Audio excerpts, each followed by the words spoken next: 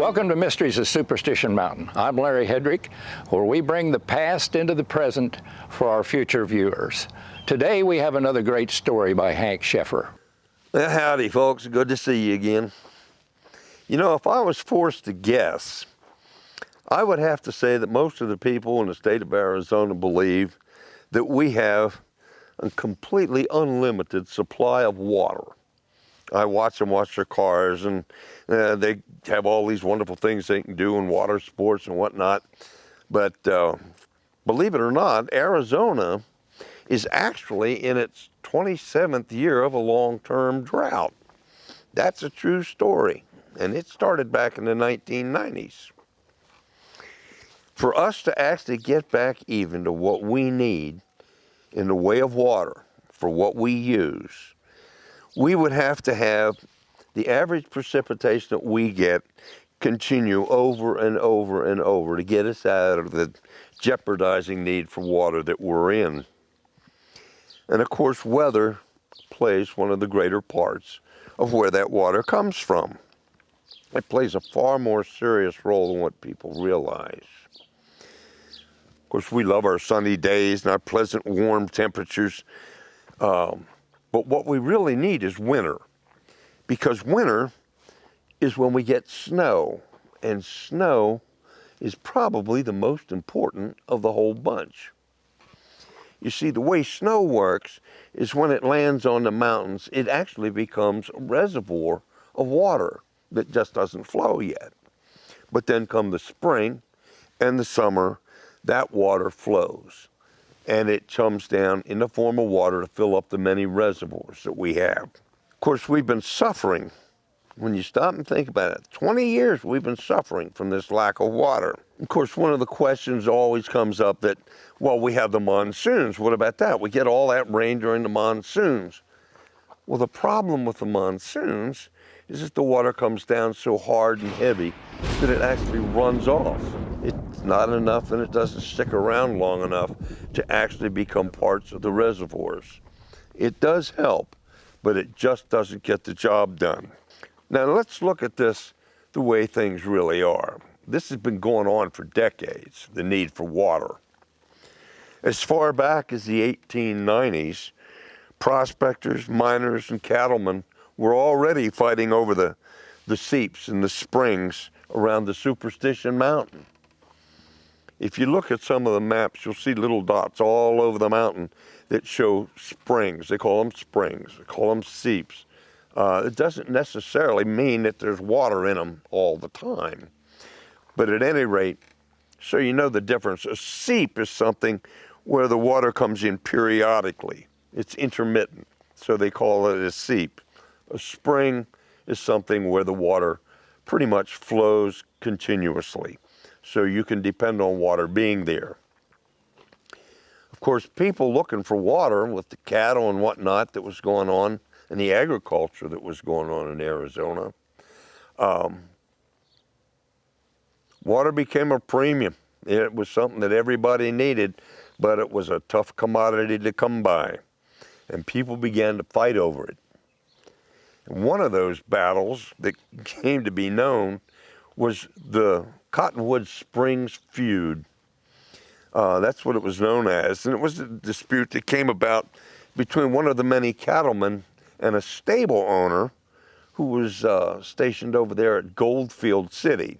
It was a mining camp just before the turn of the century in 1894.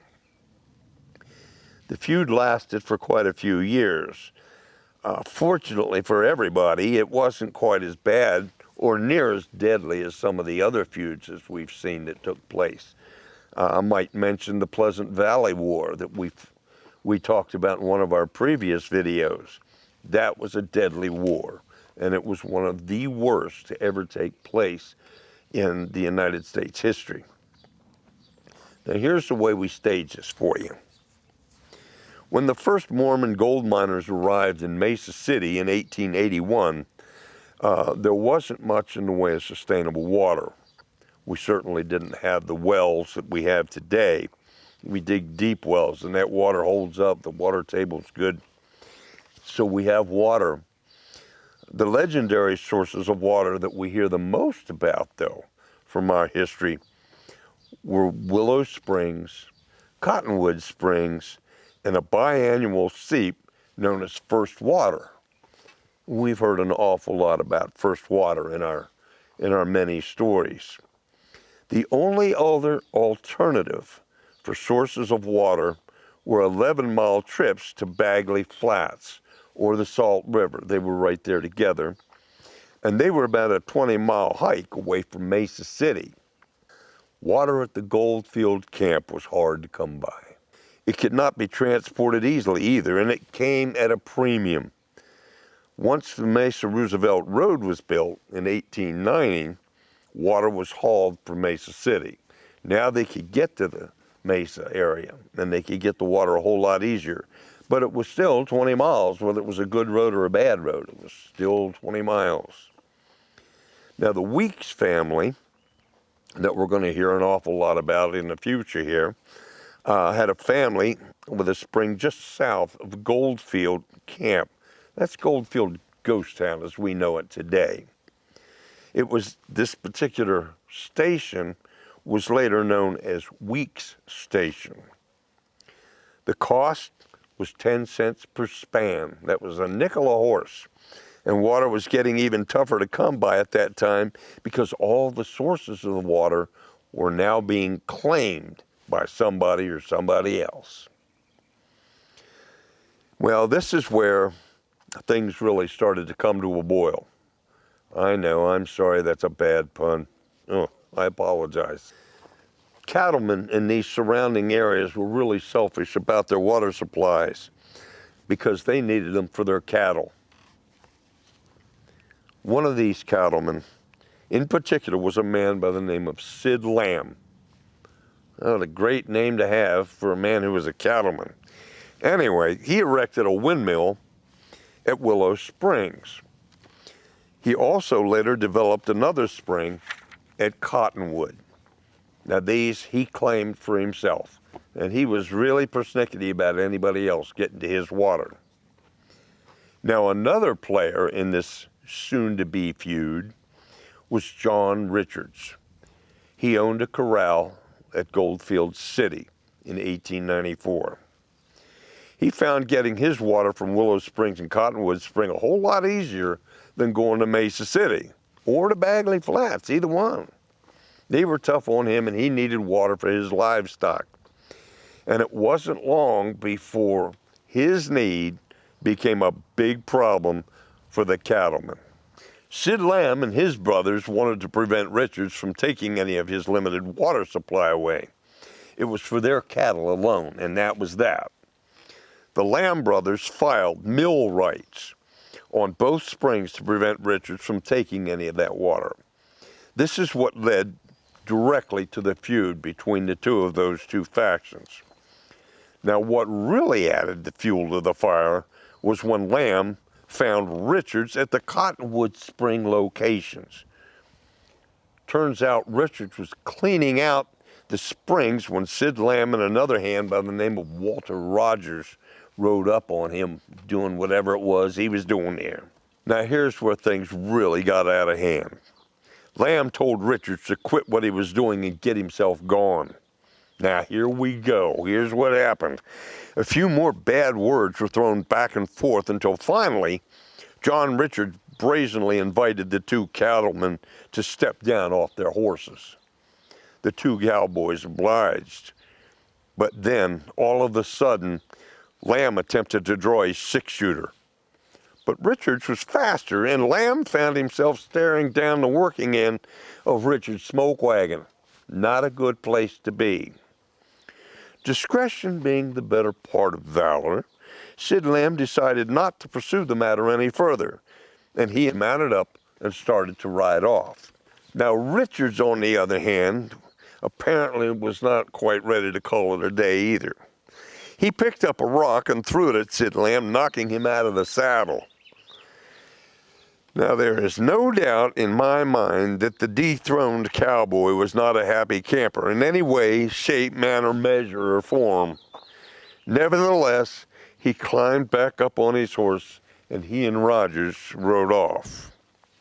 Nothing more took place at that point, which was really fortunate. Nobody got shot. That was nice, I guess. However, later the cowmen filed a complaint, and the sheriff of Pinal County had Richards arrested. The Lamb brothers claimed the active or permanent springs was their stock water. They had been ranching from the 1880s, they claimed, and the disagreement continued for a couple of years until ample water was found at the Mammoth Mine location, or where the Goldfield goes down is now. Now, Goldfield Camp had all the water it needed, and the feud just stopped. It was as simple as that. Now, in closing, I want to say it is fortunate for us we're not at a point where folks are drawing six guns and fighting over water like the old days. However, folks did come to realize that preserving water was going to be essential to support Arizona's rapidly growing cattle and agrarian needs.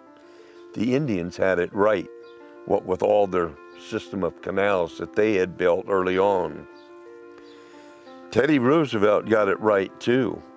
With his efforts to bring about the Newlands Reclamation Act, the system of dams and reservoir waters in Arizona is nothing short of amazing.